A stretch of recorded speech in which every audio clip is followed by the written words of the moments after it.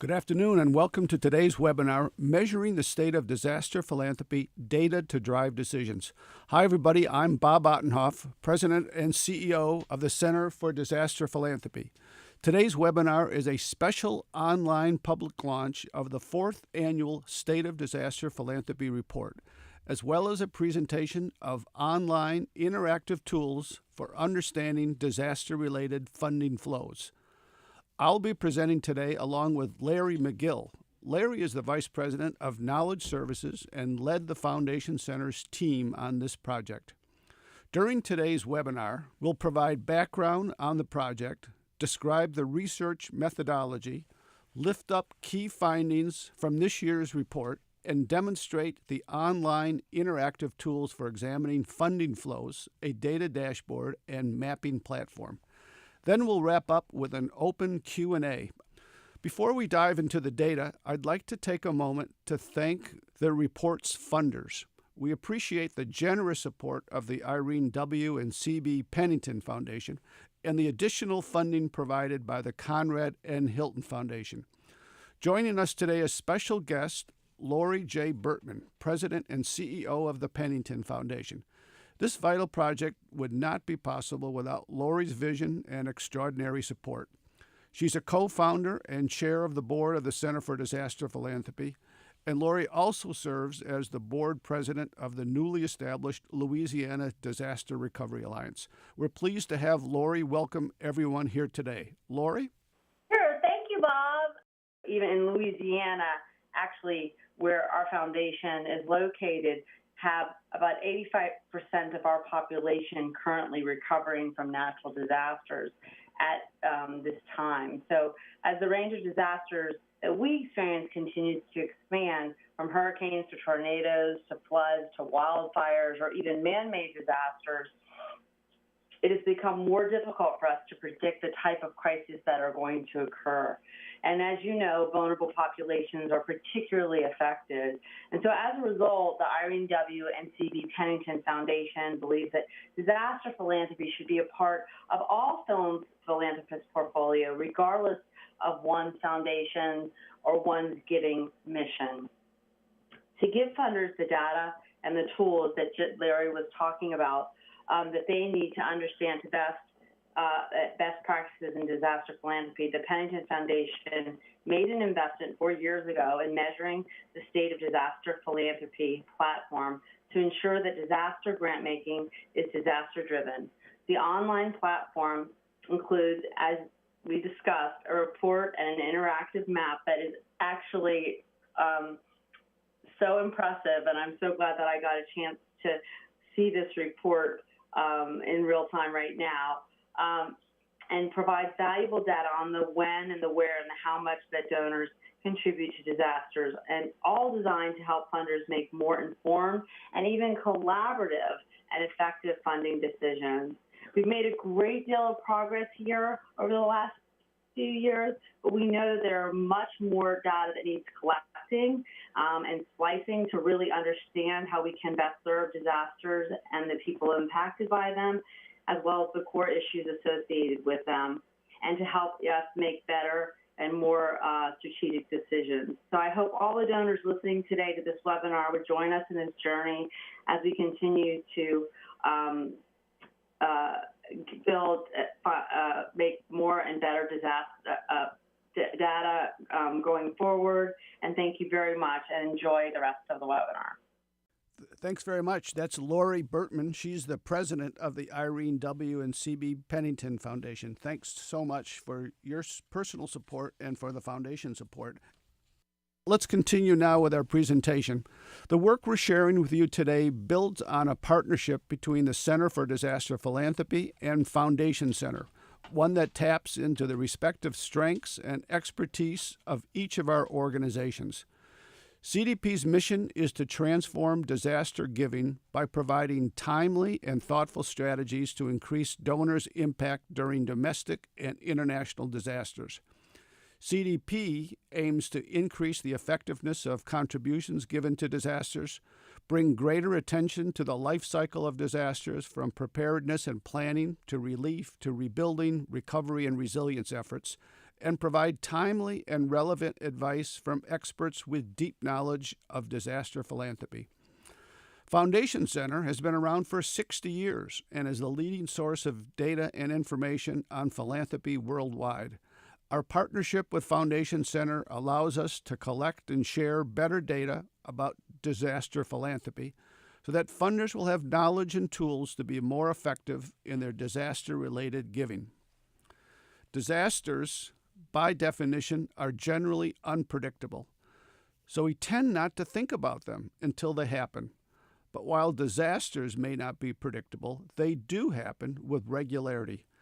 At CDP, we've long believed that the scope, scale, and frequency of disasters will only intensify.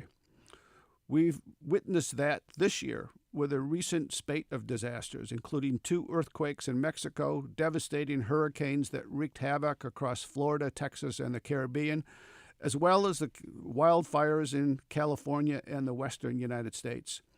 Foundation Center has thus far tracked more than $550 million in pledges for these disasters, primarily from corporations, but also from foundation and public charities. While disasters may shock us, they shouldn't surprise us. They will happen, and philanthropy will be called upon to respond. Given the inevitability of disasters, it's imperative for funders to make use of their dollars in the most effective way possible. In that spirit, our work focuses on 3 key questions. First, how does the funding community respond to disasters? What do they fund? How much funding do they provide overall? Second, how does the foundation response to disasters fit into the larger landscape of giving? How does foundation funding compare to other sources of funding, such as corporation giving, bilateral, multilateral aid, and government assistance? And finally, what can funders do to become more effective in terms of disaster-related funding? Here now to tell us the details of this year's report is Larry McGill. Thanks very much, Bob. To examine the questions that Bob just raised, our team at Foundation Center started this process 4 years ago by working with an expert technical advisory committee to develop a project taxonomy that allows us to classify various types of disasters as well as assistance strategies. Disaster types can be classified as natural disasters, with more specific breakdowns, man-made accidents, which include things like oil spills and building collapses, or complex humanitarian emergencies, like the current Rohingya refugee crisis. In addition, we have a 4th bucket that we include in our analysis, general disasters, which includes unspecified funding for disasters or multiple separate disasters. We also examine disaster assistance strategies. These strategies cover the full life cycle of disasters, from resilience, risk reduction, and mitigation, to preparedness, to response and relief, and to long-term reconstruction and recovery. As Bob mentioned, this is the 4th annual report we've published using this taxonomy as our guiding framework. For this year's report, we examined 2015 funding, which is the latest year for which complete data are available. Major disasters and humanitarian crises affected millions of people globally in 2015.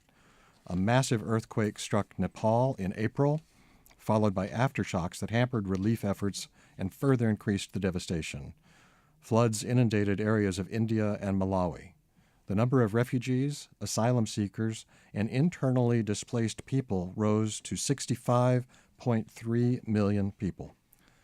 In the United States, deadly storms and flooding affected South Carolina, Texas, and Oklahoma. The drought continued in California, contributing to wildfires.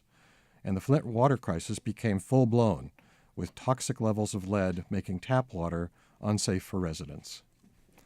Looking at all of the grants of $10,000 or more reported by 1,000 of the largest U.S. foundations, we found $158 million in funding for disasters and humanitarian crises. Almost half of the funding, 48%, went to natural disasters. Of this amount, epidemics captured the most grant dollars, and nearly all of this funding supported efforts related to the Ebola outbreak. An additional $16.9 million went to earthquakes from 159 grants, largely for the Nepal earthquake. Earthquakes received the highest number of grants. Complex humanitarian emergencies received $26.6 million, or 17% of overall funding. This was a large increase from $7.7 million the year before. With respect to assistance strategies, the largest proportion of foundation funding, 34%, went to response and relief efforts. This is a smaller proportion than in previous years.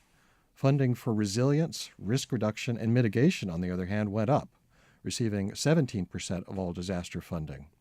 To put this in context, in the previous 2 years, risk reduction and mitigation received 9%. What we found was that in 2015, some funders made large grants to strengthen disaster risk management after the Ebola outbreak.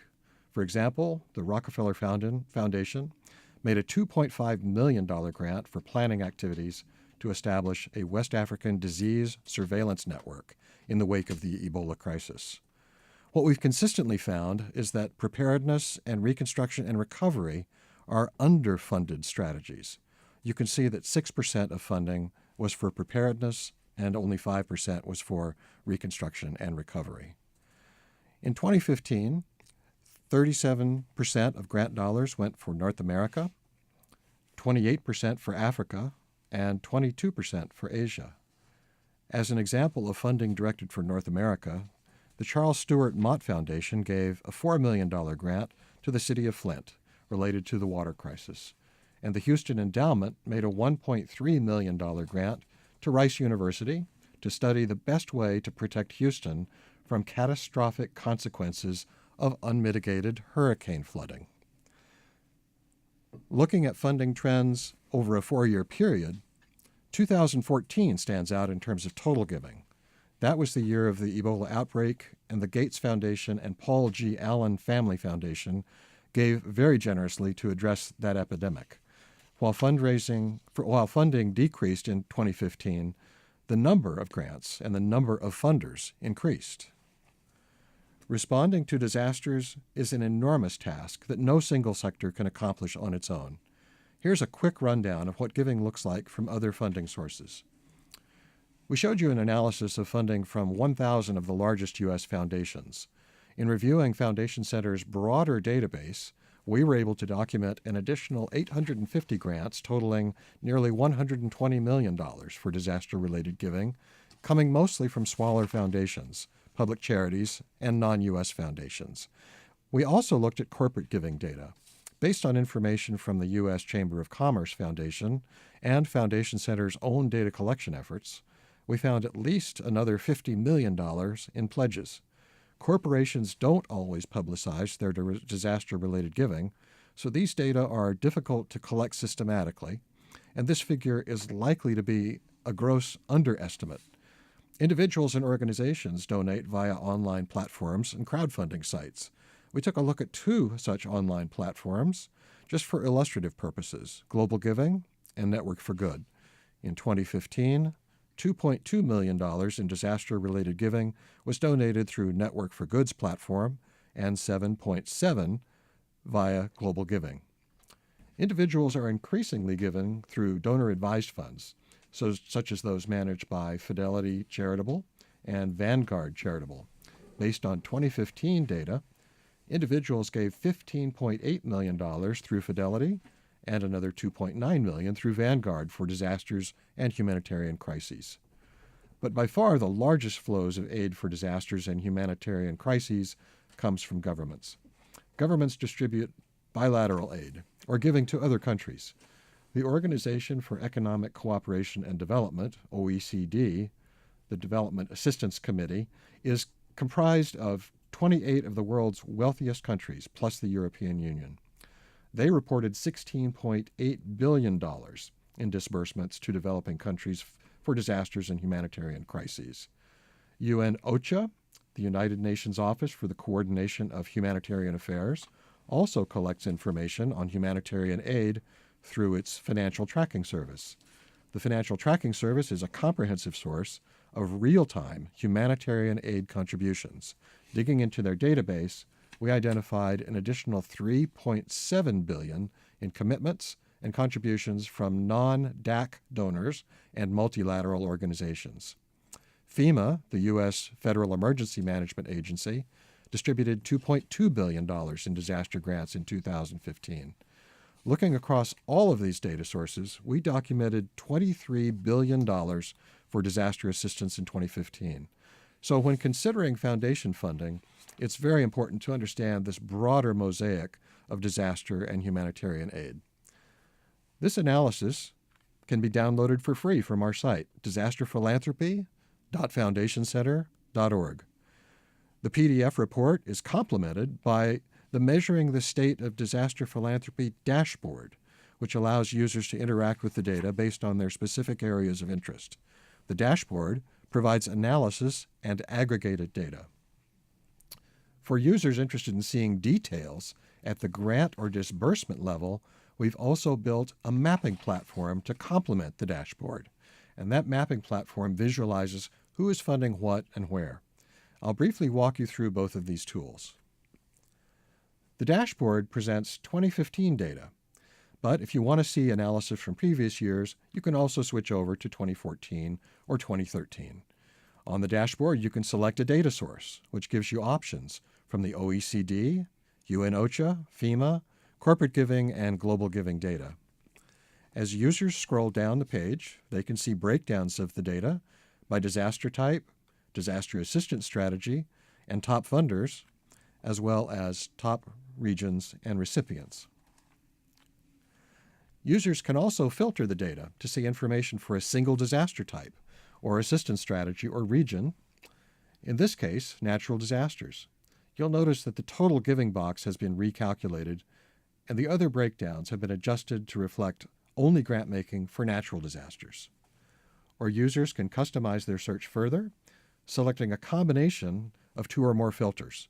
Here, you see the data change again when response and relief strategies are selected in combination with natural disasters. And again, the dashboard is focusing on aggregated data for 2015. With the mapping platform, in contrast to the dashboard, we've included all available data from 2011 onwards. This gives users the ability to see disaster-related giving at a much more granular level, while the dashboard was presenting information at an aggregated level. Data on this funding map are refreshed regularly. As we receive new information, we clean it and code it, add it to our database, and then upload it to the map. The map is set up so that users can compare philanthropic giving to another data source. Philanthropic data include U.S. and non-U.S. foundations, as well as public charities and corporate giving programs.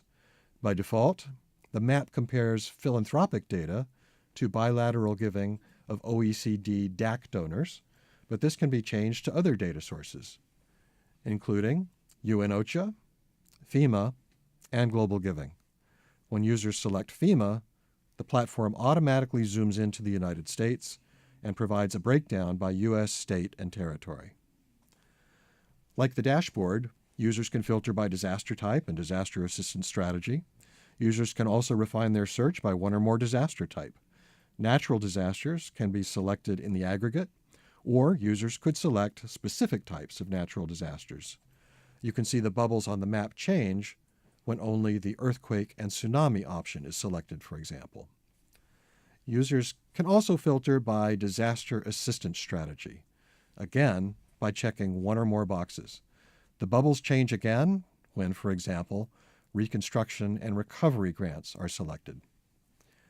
By selecting the More drop-down menu, you can also filter by years or select only in-kind donations. You can also search by keyword. For example, if you wanted to search for the latest contributions related to Hurricane Harvey, you can type Harvey in the keyword box and generate a list of results on the map.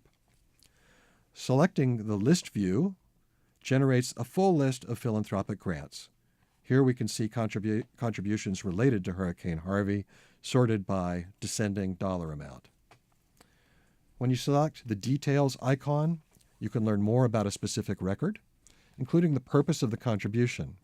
Here we see an example of the Walmart Foundation giving a grant of $10 million to the American Red Cross to support shelters for those affected by Hurricane Harvey. Charts take data from the map and display them visually, according to disaster type and disaster assistance strategy. Here we can see that the disaster grants in our database are predominantly for natural disasters. And when we look at assistance strategy, we can easily compare the dollar amount and the number of grants going toward resilience, preparedness, response, or reconstruction. This clearly visualizes that the bulk of funding in our database is for response and relief.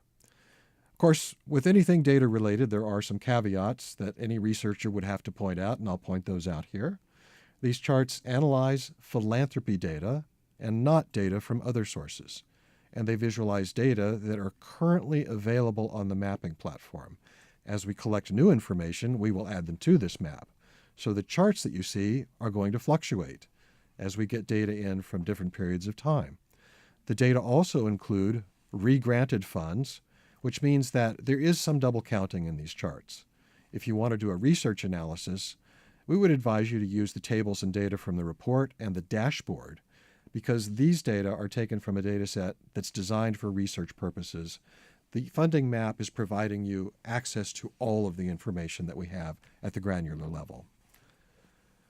Another feature is our constellations visualization.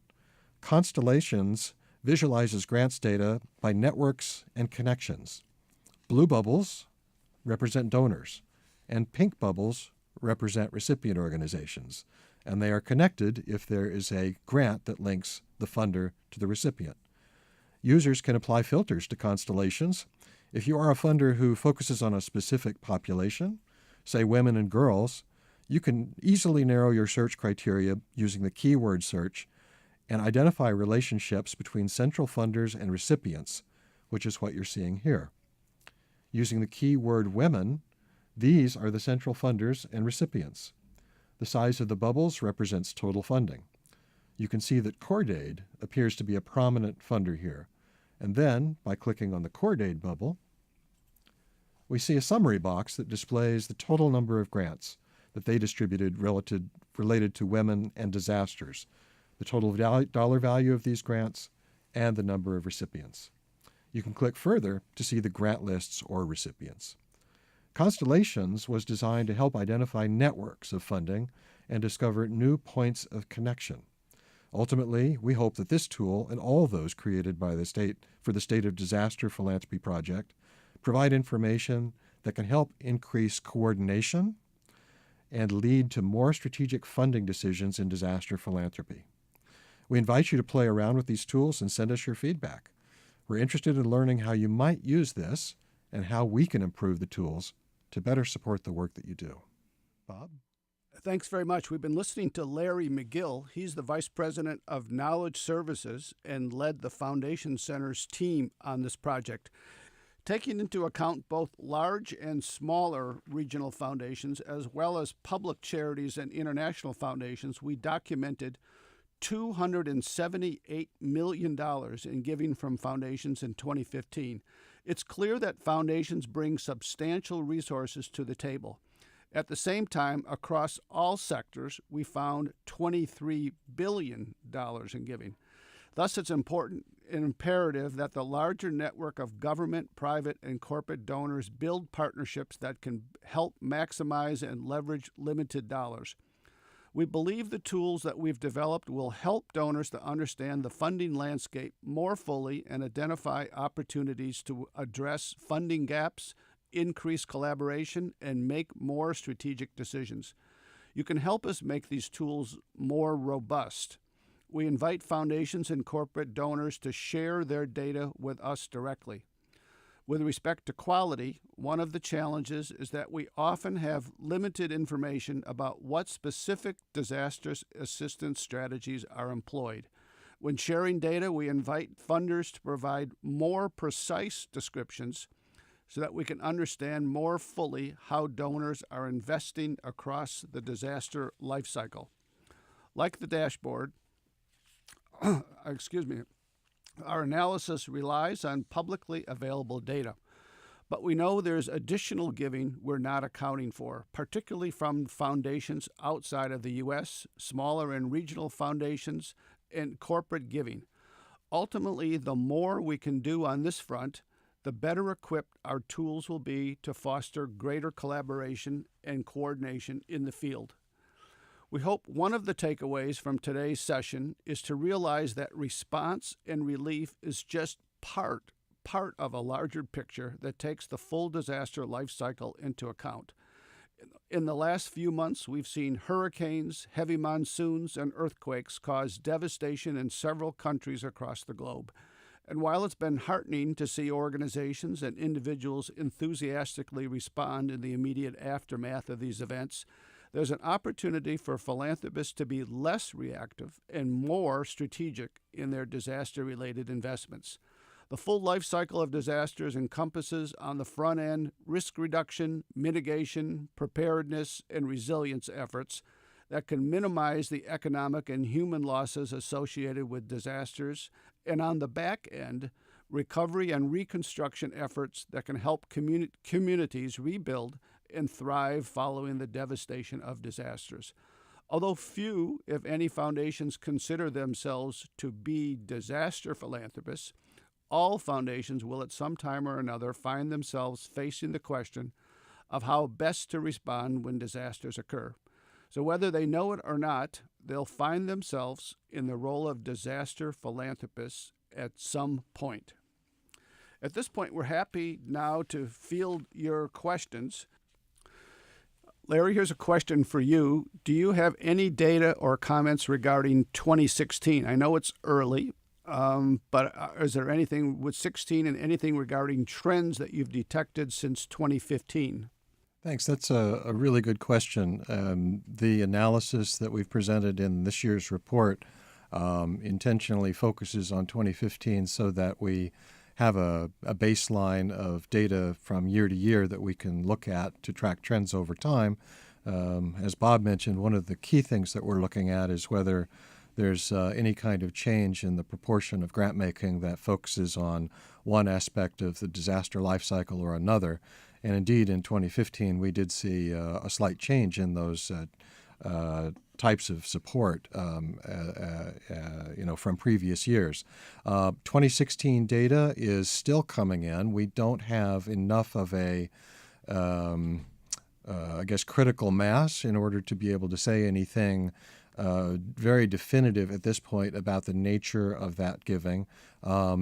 We do want to make sure that people have the ability to access that information, even if it isn't complete and even if it isn't in a sort of a research-ready condition to be analyzed and summarized by going to the the mapping platform that we demonstrated for you earlier in the webinar. You can simply select for all of the data that we have in the map for 2016. You can then use the mapping tool to sort the data by size of grant or by recipient organization or by funder, and you can get an early look at what we do have for 2016. Sorry, I can't say anything definitive about the total giving, but I do encourage you to make use of what's there and see what sorts of answers may be waiting for you. And Larry, I think you'll be adding even more data to the live interactive map now, right? It'll be more current and there'll be more of it than what you had in the past. We'll indeed have more data being added to it all the time. It's drawing on data from a live database. And even now you can find some information in there on grant making related to 2017 and Hurricane Harvey, for example. This next question is from someone who is referring to the full life cycle slide we had. And they noted that most of the funding we report is provided is provided for relief and response. And they wanted to see if you knew of opportunities for foundations to offer incentives to drive more funding to long-term recovery. In other words, they're trying to get at this question of, knowing what we now know, how can we change the funding patterns? What's it going to take? One of the strategies that we've been very eager to promote as a way of making the investments by foundations go as far as they possibly can. We've actually tried to select key examples of that kind of grant making because in many cases, a funder that is not thinking of themselves typically as a disaster philanthropist is not necessarily going to be thinking about the whole disaster life cycle. Disasters will suddenly appear, and then there's sort of an automatic urge to respond. We're hoping that by lifting up specific examples of the types of foundations, among them, Hilton and others that are represented in our database, that people will have a way of at least modeling themselves after certain examples that are out there. We're trying very hard to be as specific as possible about the types of grant making that actually do fall into these buckets. So if you're thinking about how you might do this kind of work, select on the map, for example, the the part of the disaster life cycle that you're most interested in, say resilience, risk reduction, and mitigation, and take a look at the grant level data. And you'll find descriptions of exactly who's funding in those areas and what their strategies are for doing work at that point in the disaster life cycle. Another question for you, Larry. We actually have quite a few questions here that we're going to try to get through. What resources exist to help funders determine the best types of long-term resiliency projects to invest in? This actually gives me an opportunity to talk about some additional resources that are available to the philanthropic community that we haven't mentioned so far. If you're looking to do work in that particular aspect of the disaster life cycle, we do have a website called Issue Lab, and issuelab.org is how you can access the information there. At issuelab.org, we have examples of publications that have been created to document the work and the outcomes of philanthropic investments. And there is a substantial amount of information available on Issue Lab about the kinds of strategies that foundations are engaged in when it comes to different aspects of work related to the disaster life cycle. So for consideration of the kinds of work that has been done and the kinds of things that have been thought of as successful or have been one way or the other evaluated as a result of the work are available to be found on issuelab.org. And that database is, in fact, about as current as it can be because when we discover new reports that talk about the results that come out of grant making, those are collected as they are made public and are put into the Issue Lab database. So I'd encourage you to use that as a resource to be able to find out more information that can help you in thinking through that question. Larry, this next question is a little bit about the taxonomy that we're using in order to display those charts and those pie charts. And this question gets to preparedness, the definition of preparedness. Is it readiness to respond, or are you using preparedness more broadly, as in building capabilities to also recover, protect, mitigate, and prevent, as well as respond? It's a tough line to draw sometimes because it's a holistic process that you're talking about when you're thinking about how to be in position to withstand the impact of a disaster at the time that it strikes. Certainly, the box of the taxonomy that refers to resilience, risk reduction, and mitigation is trying to focus on lots of the contextual variables that you need to take into consideration, perhaps at the community level, in order to effectively mobilize in times of disaster.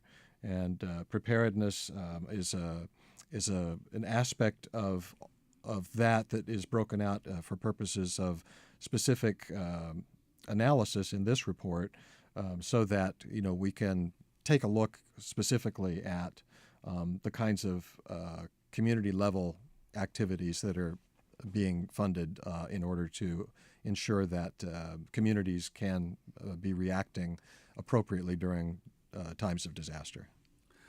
So, Larry, I guess this gets a little bit to how foundations code their data too, and our ongoing efforts to arrive at some standards that everybody can apply at the same in the same way. So I know several years ago you went back and began working with foundations on coding, but we also mentioned in this presentation today we would appreciate foundations' cooperation as on a going forward basis as well. So maybe you could talk a little bit about what the challenges are in terms of the data we do get from foundations. Well, one of the reasons that a report like this was not possible to produce until 4 years ago was the fact that we didn't have much more information on the grant making that was related to disaster, other than the fact that it was a disaster-related grant, and it didn't necessarily. It wasn't necessarily specifying what aspect of the disaster life cycle was being focused on. A lot of the grants that we get come from a secondary source, and if you're in the foundation world, you know it well. It's the tax form 990 PF, which lists grants that independent foundations make every year. And in most cases, since those are compliance documents that foundations are filling out, they don't usually provide very informative descriptions about the nature of the work. If we can assign a grant to a specific disaster, such as a hurricane or a wildfire or a flood or a tornado, that's generally about as close as we can get to finding out just exactly what the purpose of that grant was. One of the reasons, and I think it's perhaps one of the central reasons that we're doing this work, is to encourage philanthropy to think about a strategic way of doing this kind of grant making by doing the best we can with existing data to put it into these 4 different categories related to disaster assistance. And in so doing, point out the ways that there's more grant making taking place in sort of a traditional response and relief way, and less grant making taking place in other ways. But you have to imagine what it would take for us to understand what the nature of that grant is. If we get a grant description that doesn't say any more than relief for Hurricane Harvey, then we can't really make much out of that other than to put it in a response and relief bucket. There may have been aspects of that grant that were actually focused on reconstruction and long-term recovery, but we wouldn't necessarily know that, and we can't know that unless foundations actually tell us that. So in order to make this information as useful as possible, not just for purposes of a report, but for purposes of philanthropy, getting better information and more detailed information about exactly what aspect of the relief cycle the life cycle you're focusing on is going to be able to help guide the field in doing this work a lot more strategically. Last question, Larry, and this is a kind of a tough one, but a person is interested in learning more about long-term resiliency projects. How well are we tracking that right now with our reports, and where else can a person try to find information on how funders can get involved with resiliency projects? That's a great question. One of the things that we've focused on in pulling this information together every year is to provide access to high-level summaries of the total foundation giving that is going to different types of disaster-related grant making. There's a body of information that we have now as a result of doing this work over time that would allow us, if we wanted to create some sort of a specialized analysis looking at exactly how funders are tackling the resilience question. There are a number of funders who have done this work and are building a lot of their grant-making strategies around the concept of resilience. And certainly they are a starting point for learning more about how this is being done in practice. I think it might be useful to take this as a suggestion for more in-depth analyses that we haven't yet had a chance to do, to look at some of these different strategies that are taking place at different points in the disaster life cycle. It's certainly something we could do. It would be an additional analysis that I think could be very informative. Well, unfortunately, that's all the time we have for today's webinar. I want to remind everyone that the report and the accompanying tools can be found at disasterphilanthropy.foundationcenter.org or at the CDP website, Disaster Philanthropy. We want to thank our funders, the Pennington Foundation and the Hilton Foundation, for their generous support. Thanks to Larry McGill and his team at the Foundation Center for providing an overview of the report and the tools. Thanks to all of my colleagues at CDP for all of their hard work. And thanks most of all to you for listening to this report and for your interest in making disaster philanthropy more strategic and more effective. Thank you for your time.